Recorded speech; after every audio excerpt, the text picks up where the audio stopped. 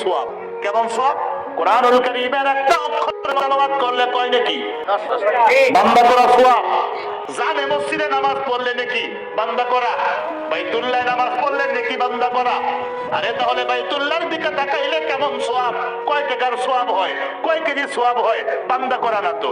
আল্লাহর পয়গম্বর বলে, কোন মানুষ যদি দুইটা শর্তে বাইতুল্লাহর দিকে তাকায়, শর্ত কয়টা? প্রত্যেকটা হাত দিকে তাকাইলে সোয়াব। এই প্রত্যেকটার মধ্যে শর্ত দুইটা। এক নম্বর শর্ত, শর্ত মনে রাখবেন, এক নম্বর শর্ত নেক নজর। কি? নেক নজর, নেক নজর।